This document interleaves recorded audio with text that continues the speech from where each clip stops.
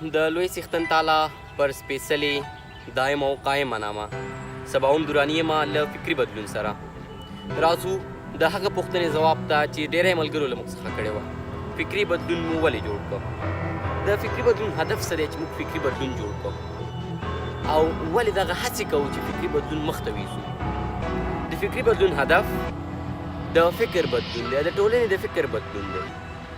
که چېرته د ټولنې فکر بدل شي ټولنه بدلیږي. د یو مثبت فکر لرونکي ټولنه د منفي فکر لرونکي ټولنې سره ډېر زیات توپیر لري، ځکه د فکر او د شخصیت ترمنځ ډېر اړین تړاو دی چې وروسته به خبرې وکړو د همدې ویډیو په جریان کې. اوس راځو فکر ته. موږ فکري بدلون وایو. فکر څه شي ته وایي؟ د فکر په هکله موږ حیرانېږو کله چې د فکر خبره اورو. فکر څه شي ته وایي؟ دا فکر څه شی دی؟ له کوم ځای څخه راغلی دی؟ آیا فکر زموږ د بدن سره نښتی دی؟ آیا فکر موږ ته راکول کیږي؟ فکر څه شی دی؟ راځو فکر ته. فکر زموږ د بدن سره خاص تړاو نه لري. د فکر تړاو زموږ د بدن سره نه دی. د فکر زیات تړاو له یو بل څه سره دی او هغه ده اروا. زموږ روح زموږ اروا سره دغه زموږ فکر تړاو لري. دغه زموږ فکر زموږ د اروا څخه راغلی دی. اوس اروا څه شی دی؟ کله چې د اروا خبره واورو ویریږو، د اروا په هکله حیرانېږو. که چېرته څوک درته د شپې د اروا خبرې وکړي تاسو به د ویرې خوب ونه کړئ. خو اروا څه شی دی؟ دغه اروا ولې تر اوسه ګونګه پاتې ده؟ څوک په هکله معلومات نه لري. راځو د اروا په هکله د مختلفو علماو، اسلامي علماو او خارجي علماو په هکله معلومات ترلاسه کوو. دا چې اوس موضوع مو اروا ته نه ده ځانګړې کړي، نو اوس په لنډ ډول په اروا خبرې کوو. اروا د لنډ ډول د اسلامي علماو د څېړلو له مخې اروا ژوندی موجود دی چې په دې نړۍ کې له مادیاتو جوړه یوه ماده ورغوستل شوې ده. دغه زموږ ماده ده اروا ته ورغوستل شوې ده. دغه ډانچه ده، دغه زموږ ډانچه یې اروا ته ورغوستل شوې ده. دغه اروا چې ده د دوی خپلو کې تړاو دی. زموږ ټولې اړیکې د اروا د نګاه نه دي. موږ اړیکې پالو. زیاتره وخت هغه اړیکې چې موږ یې پاللو ته ضرور نه یو، موږ باید ویې نه پالو. زموږ د ډانچې پورې تړاو نه لري خو موږ یې پالو. هغه اړیکې د انسانیت اړیکې دي. ټول انسانان سره یو اړیکه لري او دا اړیکه د دوی ډانچې نه لري بلکې د دوی اروا یې لري. د دې په هکله اسلامي علما وایي ټولو ارواو تړون کړی دی خپلو کې. ټولو ارواو تړون کړی دی. خو کله؟ څنګه تړون؟ د څه په خاطر؟ کله چې الله جل جلاله ارواوې پیدا کړي په هغه وخت کې دوی د الله سره د ربوبیت باندې د الله تعالی په ربوبیت باندې تړون وکړ. د دې تړون د لګانه د دغې ارواګانو ترمنځ یوه اړیکه جوړه شوله او هغه اړیکه ده چې اوس یې موږ پالو. ځینې خلک وایي چې ولې اوس ځینو خلکو دغه تړون مات کړی دی، له اسلام څخه اوښتي دي. نو زه به تاسو ته دا ووایم چې د رسول الله صلی الله علیه وسلم حدیث هم د همدې په هکله دی. موږ دنیا ته مسلمانان راځو، بیا وروسته زموږ پلاران له موږ څخه یهودیان، مسیحیان او نور جوړوي. موږ هماغه تړون باندې دنیا ته راځو. موږ چې کله دنیا ته داخلیږو موږ هماغه تړون لرو چې دلته راځو. خو دغه تړون بیا مات کړی دی. او ولې مات کړی دی؟ چې دغه خلک د یو بلې اروا یا د یو بل څیز د تاثیر لاندې دي او هغه څیز دی ابلیس. راځو د اروا اغیزې پر موږ، نسبي اغیزې چې اروا یې زموږ په ډانچې لري په دغه دنیا کې. اروا زموږ په دغه ډانچې باندې د اروا اغیزې چې دي هغه فکر دی، شعور دی، احساس دی. راځو فکر ته. فکر څه شی دی؟ له عقل سره توپیر څه دی؟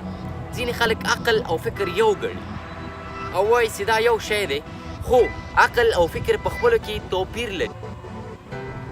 راځو د عقل او فکر ترمنځ توپیر ته چې عقل له فکر سره څه توپیر لري. عقل زموږ حسونه او ادراک تنظیموي، له مرکزي اعصابو څخه منشأ اخلي. خو فکر دا شی نه دی. فکر زموږ په ډانچه کې فزیکي وجود نه لري، فزیکي موجود نه دی، خو له اروا څخه یو څه دي چې د عقل په واسطه عقل یې پشتیبانه کوي او دا د اروا څخه تنظیمیږي. فکر موږ ته د الله جل جلاله لویه تحفه ده، ځکه دې باندې انسان اشرف المخلوقات په فکر باندې شوی دی، په شعور باندې شوی دی. خو ډېر څه چې پکې لري فکر دی. عقل انتقالېدلی شي، عقل حیواناتو ته هم انتقالېږي. که زه دا خبره وکړم تاسو حیرانېږئ چې عقل څنګه حیوان ته انتقالېږي.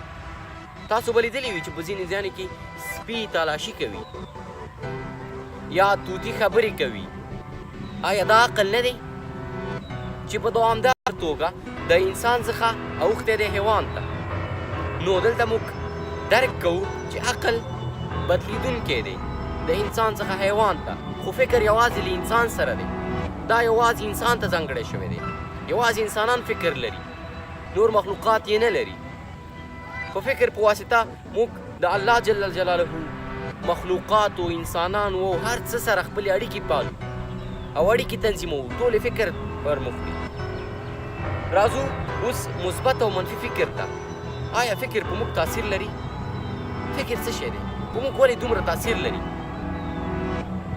فکر هغه څه چې موږ یې کوو زموږ د فکر څخه منشأ که موږ چېرته د یو څه په هکله فکر وکړو هماغه څه ترسره کولو لپاره موږ ځو هغه څه ترسره کوو چې ترسره یې کړو هغه یو عمل وګرځېده هغه عمل بیا د تدریجي تکرار له امله په عادت بدلیږي د څېړنو له مخې چې څېړنې شوي دي ښایي چې یو عمل په 21 ورځو کې په مقرر ډول تکرار سره په عادت بدلیږي چې که چیرې زموږ یو عادت شو زموږ عادات زموږ شخصیت ټاکي که چیرته موږ بد عادات ولرو موږ بد شخص یو که ښه عادات ولرو موږ ښه شخص یو نو هر څه زموږ شخصیت چې ټاکل کیږي زموږ فکر پرې تړاو لري کله مو چې شخصیت وټاکل شو که ښه شخصیت واوسو ښه اشخاص هر وخت ښه آینده لري بد اشخاص بد آینده لري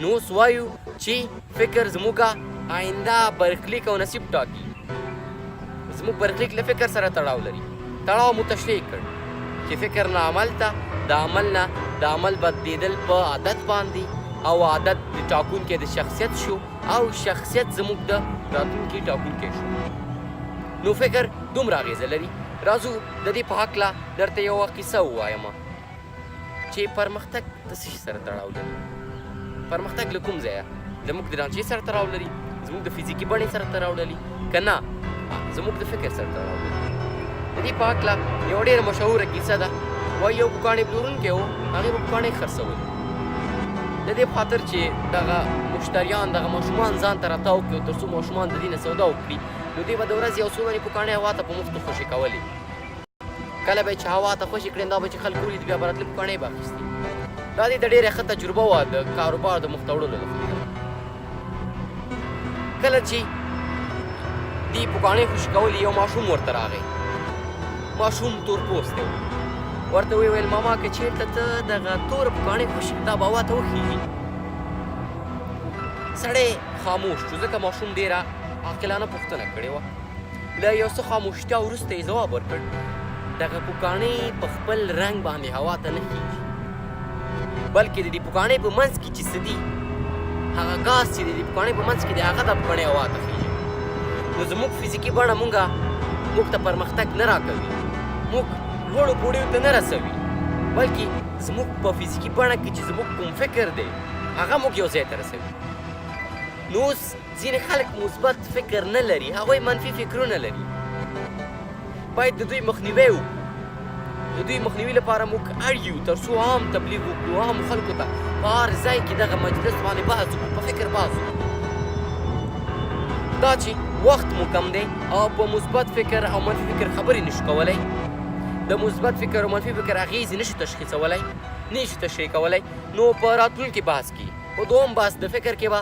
موږ د منفي فکر او مثبت فکر پر اغېزو ته خبرې وکړو خو اوس یې په لنډه ډول وایم د دې په دغه مثبت فکر او منفي فکر په هکله یو عالم ډېر ښه وایي سټیون مولر دی ډېر مشهور اروپا دی هغه اروپا وایي زموږ پوهنتون ډېر ماهر غله فارغوي ځکه هغوی ته ارزښتونه نه دي ورپېژندل شوي هغوی ارزښت نه پېژني هغوی یوازې تعلیم کوي نو د دې خبرې څخه موږ دغه درک اخلو چې زموږ تعلیم هم د فکر په نسبت مهم نه دی فکر ډېر مهم دی زموږ د تعلیم څخه د دې څخه چې موږ تعلیم وکړو دا ډېره مهمه ده چې زموږ فکر دې سم که زموږ فکر سم وي زموږ تعلیم ځای نیسي زموږ په هېواد کې دغه خبره ډېره ښه صدق کوي دا چې زموږ فکرونه سم نه دي موږ ډېر هوښیار غله لرو ډېر مفسد چارواکي لرو ډېر مشهور بډ اخیستونکي لرو.